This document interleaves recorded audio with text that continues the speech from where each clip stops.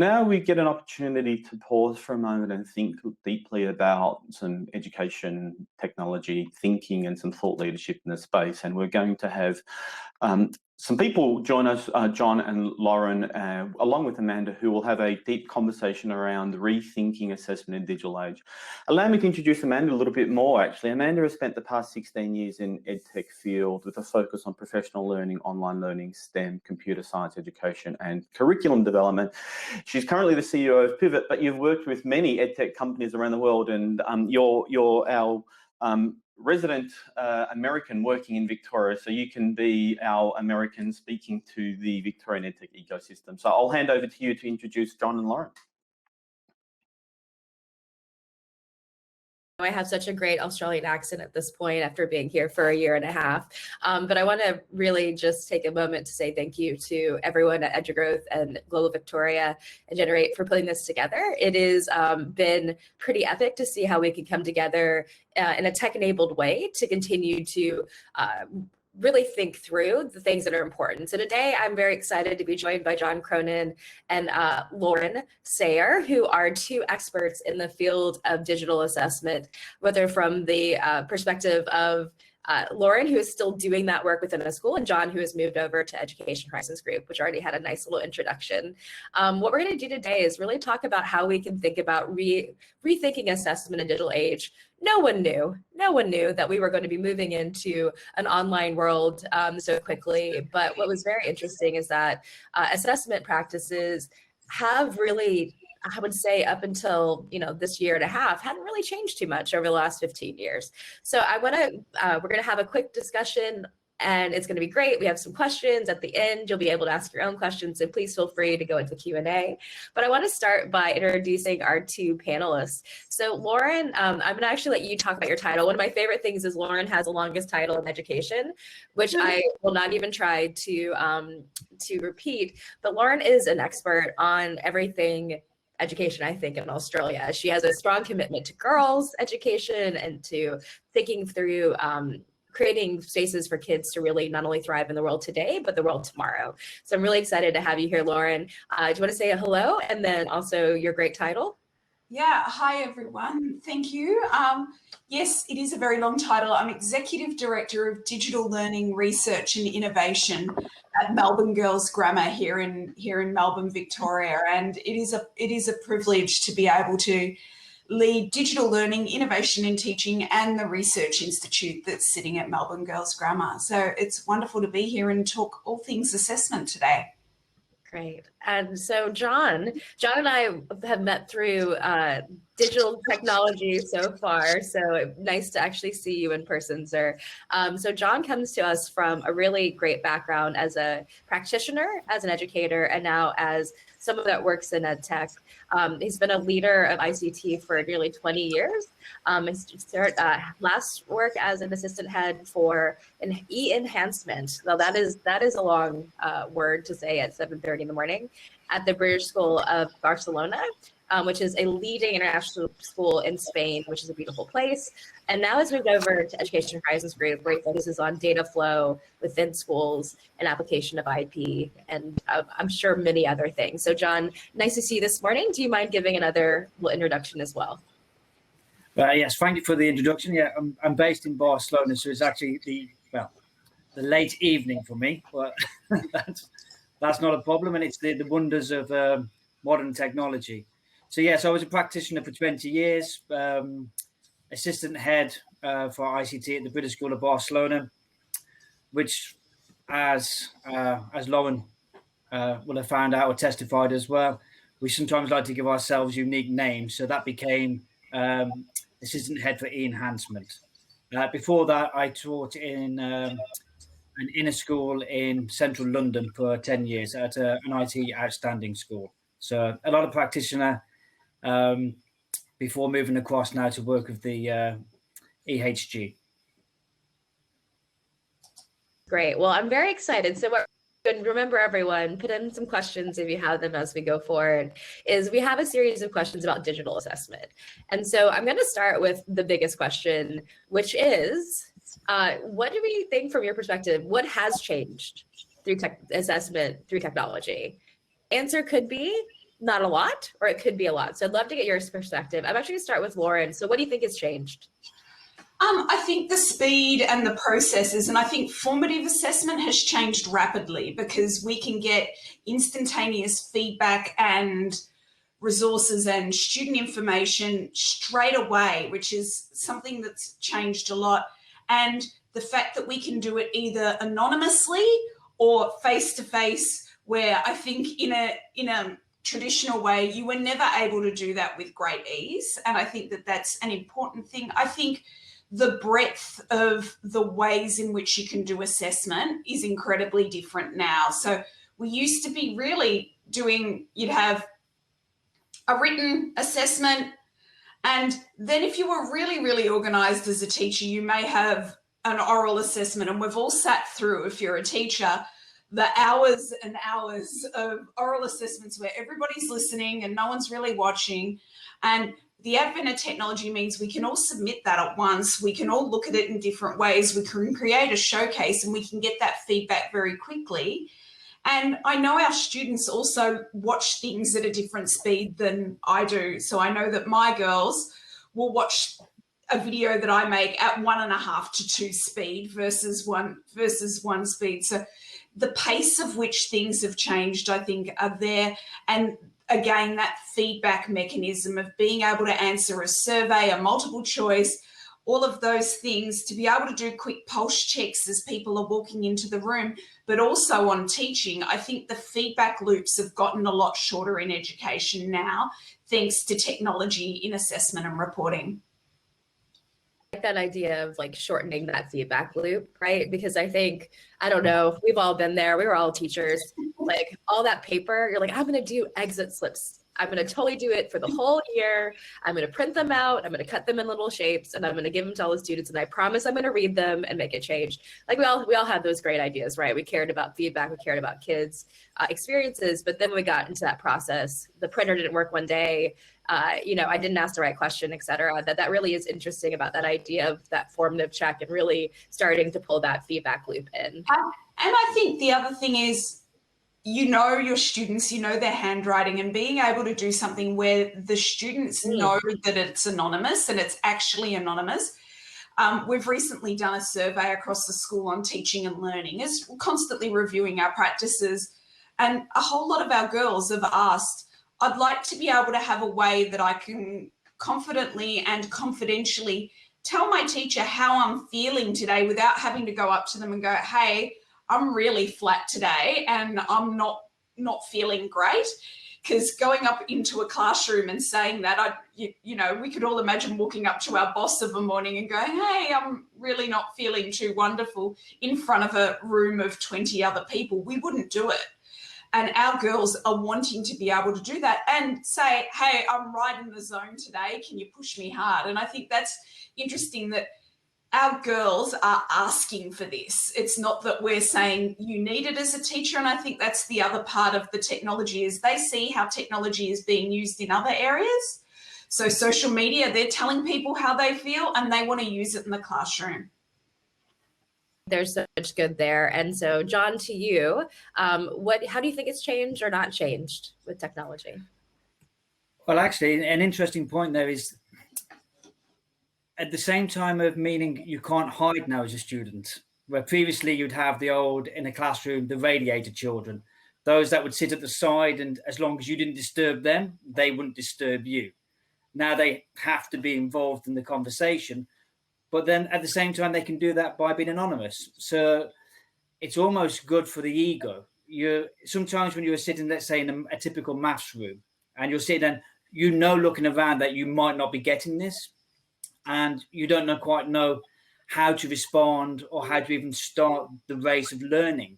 So you'll be able to go, actually, I can take this at my own pace, and it's almost personalizing the learning environment, but not making it isolated. I can say one way it hasn't changed, and that's unfortunately at the end of it all, while we get all this lovely formative assessment and we get these pulse checks, which allow us to actually get the information we require as educators to try and move the child forward. We eventually hit the stumbling block of normally sitting standardized tests at the end of the year or the end of the course. And then so we do all this wonderful work, and then we focus back in to say, well, actually, now you're going to sit in the hall on a sheet of paper and do multiple choice questions, or you're going to answer simple statements. And there's actually research that shows that students do a lot better on assessments if they practice them and experience them first in the same medium. And I think that's an important piece as well. Like, one of the things that we've talked about as a group before is this idea of how assessments can essentially train students to look for different things. And so for Lauren, your example of teaching and learning, the students now say, okay, I'm going to think about this deeply, and this is what I want to see for me. And we can see the same thing when we think about the practices in which we set up assessments, that if you learn it on, you know, a tablet where you has accommodations potentially, and then you go into where it's something that quite difficult and quite different, especially if you're someone that's not as comfortable writing or reading. So I think that's really interesting, John. So I'm going to move into, what do we think has worked? And I'm going to go to John first this time. So I'd like a time that you have seen digital assessment work either in a formative or summative space over the last year and a half. If you can share that, that would be great. Yeah, I think one of the great advantages of technology has been with summative assessment and automating that, which has then freed up teachers to be able to focus on formative assessment and to be able to use collaborative tools. So you can get, as society is changing and we're trying to get pupils to adapt to an environment where it's no longer the industrial model of, so to speak, of directors to managers to supervisors to workers. It's more collaboration, problem solving, being able to communicate and pass ideas through an organization. So we've been able to expand to almost free up the teacher from the summative assessments. If it's a quiz or a pulse or fill in the blanks, yes or no, multiple choice, that can be automated to give the teacher a feeling of where each child is at, which then frees you up to focus more on formative assessments and actually formative teaching. And I think that's the meat of it, right? Like, that's almost all the time we do, is that, like, you know, so much of what we do is coming up to that summative place. But if we can feed that back into that formative approach, I think that's really meaningful. And then Lauren, from your perspective, I know that you have moved schools over the last couple months. And so really interesting to hear from you as an educator. Like, when have you seen, especially through that lens of the pandemic? In Victoria, we were locked down for quite a while last year, and I think where it really worked was being able to move quite rapidly in formative and summative assessment online. So all of our VCE assessment tasks had to suddenly be run online, and being able to use a mixture of old and new technologies of being able to do that, of being able to use technologies such as lockdown browsers to be able to do a I wouldn't say super high stakes, but a semi-high stakes summative assessment, and being able to do that via the technology, but also being able to use our camera pointed down onto some handwritten paper and being able to do it that way and then submit via video is something that we're still using right now in the middle of, I would say, still in the pandemic. We still have girls that are overseas that can't get back, that need to be able to do assessments, and being able to do it that way. I also think rapid surveying of students, it was really isolating last year to be teaching remotely for so long, and you didn't have that face-to-face contact, and being able to ask your students regularly, fortnightly at Melbourne Girls Grammar, of how are you going, what can we do better, but then sitting down and looking at what those results are was incredibly crucial to improving teaching and learning practice along the way. Things like our girls, we started with cameras on. Our girls said, I don't always want my camera on, but I want more breakout rooms, and I want to be able to talk with my friends because I can't go and see them, and how that works. And I think in that assessment space, that ability to be able to provide personal information was incredibly important. And I think the other part that worked really well was that rapid, secure summative assessment that John spoke about as well, of being able to feel confident that your students are on track really, really quickly, and being able to submit. And I think the success of that was due to the digital literacy of the students within the school. And I think that's an important bit, is the success of the technology is only as good as the digital literacy skills that your students have at that time. And I think that's important to mention, because both of the schools I've worked at in the last 5 years have a high level of digital literacy with their students and have worked really, really hard to make sure that they did. So when we switched to remote learning, there wasn't that huge gap of being able to understand those things. And for those of you that have kind of seen the research we've been doing, we found that to be a really big issue, that idea of digital inclusion. That's not just about device access or internet, but as much about like the ability to have literacy when it comes to digital technologies, not only from the point of view of the student, but the family and the teacher and the leader. Like, it really has to be all four. Otherwise, it can be quite difficult to shift to digital learning in general. So my next question is going to be around, okay, guys, we're going big. I know it's 3:30, it's 7:37 for us. What time is it for you, John? It's nearly midnight. Yeah. 25 So, midnight. what's great is having a panel discussion when we're both, all of us are tired, but for different reasons. John's had, John's in the past. He's got a, nice Easter behind him. Lauren's going on vacation today. Thank you for joining us so early. But we're gonna take a moment and we're gonna think real big for those that are here with us. And so, about what we've seen, especially over the last year and a half. I love, Lauren, the kids like taking their piece of paper and showing, like, it's me, it's really something as simple as that. But I want us to think about, what can we do with all of this great data that can come from a digital assessment? Because we can have pulse checks that are done daily, sometimes in every class. You've got great other formative tools. You've got summative assessments, like pre-testing assessments, adaptive assessments. So what could we do? What is the future of being able to collect and analyze and understand a really significant level of data about students that we've really never done before? So I'm going to start with Lauren, if you're ready. Yeah, I think what we need to do is actually invest in giving the skills and the time to our teachers to be able to use that data and to be able to then implement it into teaching and learning. I think we collect more than we ever have, but actually having that time to be able to digest, look at what it is it's giving us, and being able to push forward and go, well, what does that mean for my teaching and learning? Is the missing link at the moment. I think we're collecting more and we've got more than we ever have. But I think if we're being very honest, are we giving our teachers and our leaders and our students the time to look at that data, reflect on it, and improve the teaching and learning process? So not just the teaching process, but the learning process. Once we've got all those exit tickets, are we making sure that that's in our routine, that when we start our next lesson, we then say, well, this is what we've said last time and this is where we're going? And when we're in our planning as departments, are we just going through admin and going, well, this is our next excursion, or this is what we're doing and this is our budget and how does that work? Or are we all sitting down and going, this is where my students are right now, this is the feedback that we are getting, and this is what it means in my practice? I think that's the opportunity, and it's a human opportunity. I think the tech is up there now. I think we've got great resources of being able to get things. But I think the data literacy and the time for teachers is where we're starting to miss things. And I think the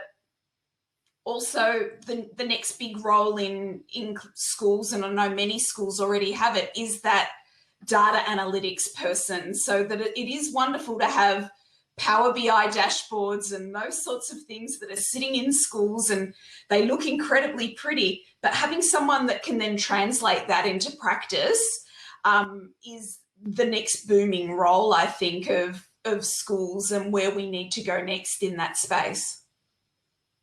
As a CEO of an EdTech company, I'm sure John, you can talk about this now, data literacy is something that we think about.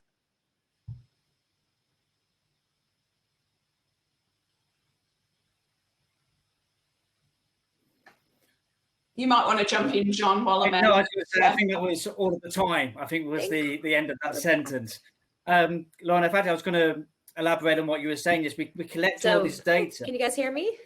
Yeah. Sorry, yes. I'd already gone off on a not on a tangent, but to answer what I thought was the question. But yeah, we're collecting all this data. Is it informing choices within the organisation, within educators, within pupils? And is it being embedded into our school procedures? So is it actually a foundation to help the key stakeholders within the school? Now, I often came at learning from a social constructivist approach and this idea of the zone of proximal development. So you'd have, here are my competencies, the things I know, here are the things I don't know, and that area in between where it's a bit of a grey area. I know a little bit, I don't know a bit, but that's the area where I need to focus. And I think technology has a great way of analysing this data to be able to push that barrier up to say, okay, how can I very quickly know where that grey area is for that individual child so they can move forward? So, but not doing that in isolation. It would still be a social activity. It would still be led by the teacher. It will still be a cohort moving forward, but moving forward with personalised objectives for individual pupils. Hi. I'm back. Sorry about that. I'm sure I just really hope that whatever I was frozen on was just the worst. I just hope we just kept going, Amanda. So I appreciate it. So that's, you know what, we're educators. We're educators in the 21st century where these kind of things happen all the time. So that's really, thank you guys for. I think that you know, if you like to your points, like now that we think about digital assessment and what can happen, do you see like more questions about privacy coming up in your work at Education Horizons Group? I know as a kindred spirit working within this space, are you starting to see those questions come up more and more? Well, yes, especially in Europe where we have the GDPR. So we have the data rights. Now, it's interesting, even as pupils answering assessment questions, how much right do they have to that information? And if we're collecting information about them, how much of that are they allowed to see? Now, technology does allow us to very easily show transparency to parents or to other people. But there are concerns about, could this data be misused, whatever that data is that we happen to be collecting? And it's the same for one of the things I think we'll be moving towards is proctored exams online, where it'll be a question of not only to do with space and time, but the ability to sit exams from any location, and then how do we maintain the validity of those exams? Now, there's numerous companies at the moment who will do that proctoring for you, but it's interesting. Well, the developments are going to be interesting about who actually owns any data which is recorded about any child. Yeah, I think the other thing around the privacy and how that works is the ability for students to take what they've done at school and take it to their next journey into the university space. So I know at my previous school, that was one of the big things of, as we've moved strongly into the learning management space and all of your work was online, actually making sure that all of that information can then be taken out so that the students can keep it. And it was one of the things that we had to change at my previous school, is making sure, and we never thought of it, and again, our students did, where they wanted to be able to take some of their work out of the LMS and keep it. So we had to change when we unenrolled students. So it wasn't at the end of a traditional term, it was a bit longer, so that they could keep that work. And the other thing that they really wanted to be able to do was look back at previous years throughout their enrolment, and being able to go in and say, especially with language learning, was probably one of the biggest, which does work on that foundational building block of word association and how that works. Our students desperately wanted to be able to have all of that data and work that they had from previous years and take it with them. And I relate to it of, I learned Indonesian as an adult, and I still use my dictionary and my glossary and all of my books now. And it's quite nice that they're easily able to be taken with me. But with a learning management system, how I can get that information in and out is a new challenge, I think, for EdTech companies, of being able to have your data, take it with you in an easily accessible format for use in the future. I mean, I think that's a point, like, this idea that that's the juxtaposition, right? That's the, is that what we have is kids in schools would love to get that data, but then EdTech, and I know that this happens in the US. I was talking to an AI expert just a couple of weeks ago that he didn't want to get into K12 at all because of being afraid to be sued. So while, on one hand, educators and students would love to be able to track and see this over time, I think it's an incredible risky position for whether you're in Europe, Australia, now that's moving towards a stricter privacy standards.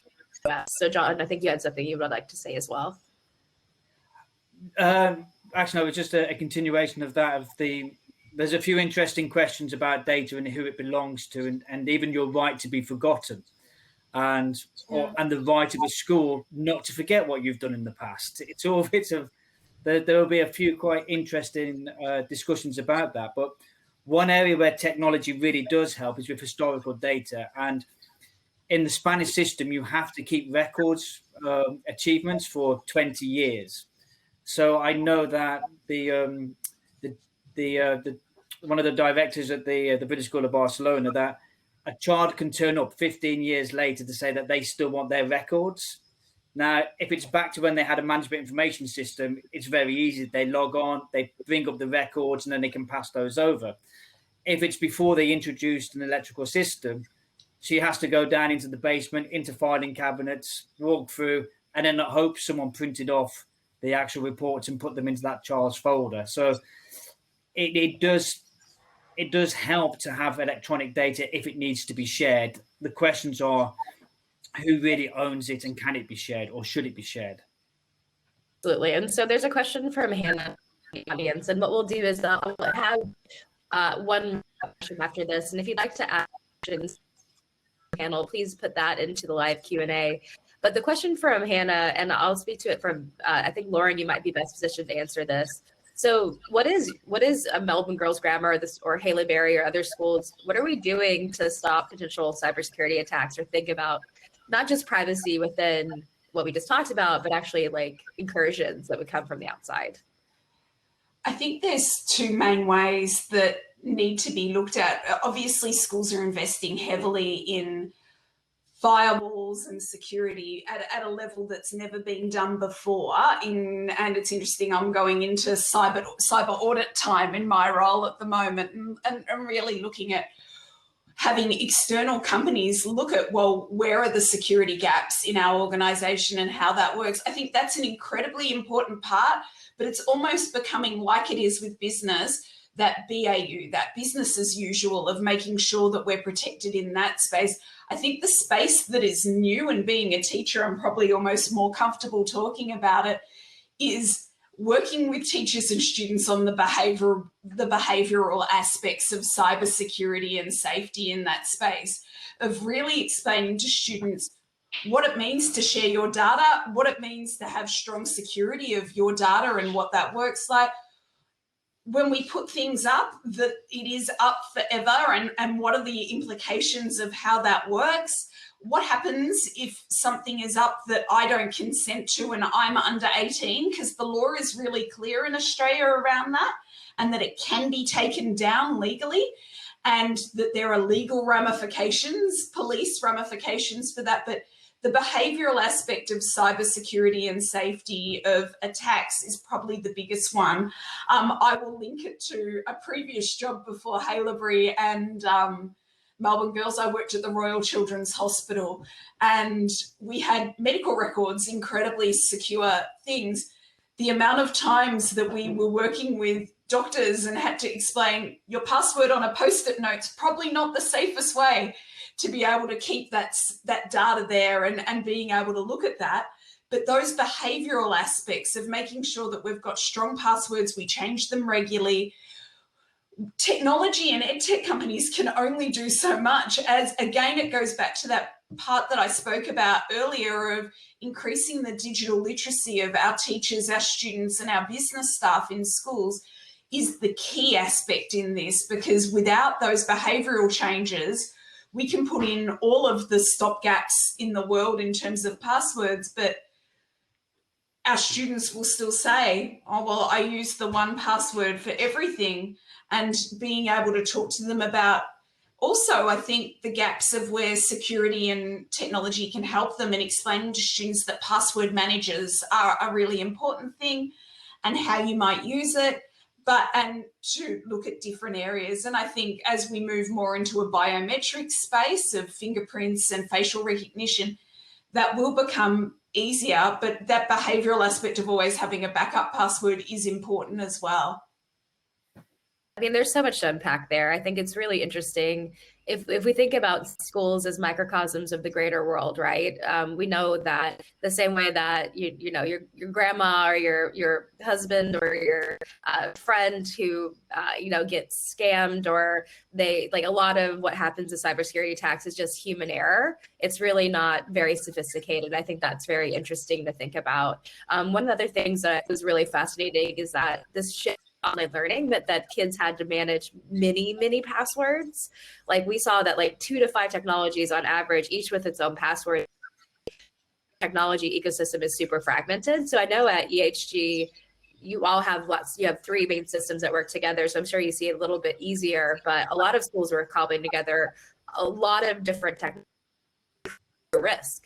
And I think that's part of the kind of digital assessment EdTech ecosystem, is that there really aren't one thing that everyone uses, especially in Australia. I don't know if that, so John, do you see that as well? Do you see that kind of risk with expanding the tools without really thinking about how to keep kids safe? Yeah, it's unfortunate, but it's only a question of time when there will be some kind of breach. And it's normally a question of how quickly can you get back on your feet, depending on what type of breach it actually is. It does help if you have an integrated system where you only need one password, and even if it's a double authentication. Moving towards biometric security does help, but again, it has its own issues as well, and its problems, especially with that data stored and shared. And unfortunately, planning for it, doing your audits, it's a bit like any insurance. You never really feel like doing it until it's too late. I mean, we've all had that moment where we're like, oh, okay, I need to have like hygiene online because something happened. So we have just 5 minutes left, and I want to end with a kind of a forward-looking blue sky approach. So we just had a pretty free will about how digital assessment has currently impacted our schools, where we'd like it to go, the pitfalls that could potentially come with this for the time. So we have a couple minutes left. So I'm going to go to you, Lauren, first. If you had, a magic wand as an educator with technology to support assessment of your students, what would you like to do? I think deconstruct and pull apart the concept of traditional time in schools, of being able to, and John spoke about it before, of being able to have my assessment when I want to in a secure space without having to sit in that hall, I think is really important. But I think also to be able to deconstruct and pull apart the concept of what is a semester and what is a year-long learning. Does all our learning need to run to that timetable? Or can we look at more flexible ways of being able to push and pull together and how that works, and being able to offer, I suppose, a structure where it's not just one school, it's many schools in an ecosystem, and you've got different credentials that you can start to get. But all of that is reliant on being able to pull apart that concept of time for teaching so that you can learn when it's suitable for you in an environment. I believe in face-to-face schools and how that works, and I think being able to offer face-to-face and virtual in a really hybrid form would be that holy grail that I'd be looking for, but not necessarily with that semester-long time, being able to look at time differently in education.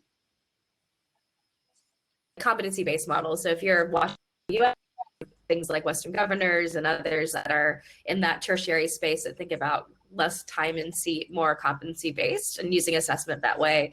Another thing that's really interesting is if you're joining us from far away, like John is, like in Australia, we have our schools are very, very remote. And to have a hybrid, if we had better digital inclusion as well, because there are some questions about that, there is that of providing a really high level quality of hybridization, because we can bring people in that wouldn't necessarily want to live 8 to 10 hours away from, a city center.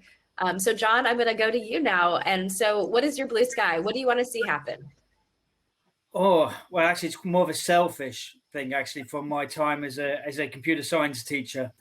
I never liked marking essay type questions. If I could have AI come in and mark essays and point them out to me and then say, this is probably what you should be marking or doing. And also, if that then almost worked as a personal assistant for me to say, well, have you thought about if based on the assessment that the pupils have done, this is maybe where you want to take your curriculum. Maybe these are the areas you need to focus on. So rather than me figuring that out for myself, it was preparing pathways for me, and then it would guide me, but I would still make the decision as a teacher. About that all the time in the work that we're doing. Like, the best thing we can talk about is enabled teaching, right? Like, it makes us better. And natural language processing is still in its nascent stages, but could that be used to grade some of these more complex items, especially for those like our computer science or math teachers, or those that our English teachers that are marking days at the end of a semester would be really interesting. But also, as an ending point, this idea of actually knowing what to do next in ways that you feel really confident will help a kid, right? One of the things that's really interesting is that we asked a question to about 500 teachers at about June last year about what they thought was most important for students right now that were living in a digital world they've never been in before for school. And the idea was differentiation. It was the underlying principle. And this is the power, I think, of digital assessment. Of all the things we've been talking about, is that there are the goal, I think, is that it has this ability to have personalized pathways where teachers are best able to support students wherever they are to get them to wherever they need to be. So we have a more equitable approach. And I think that that's what, the organization are listening, like, that's our challenge, I think. So I want to say thank you so much. We're going to end exactly on time. John, you're going to get to go to bed. Lauren, you're going to get to go to Queensland, which hopefully has nicer weather. We just appreciate your time and thoughtfulness and hope that, they continue to do great work that you're doing. It's been a pleasure to meet you through this and be a part of it. And thank you to the team for letting us have this morning.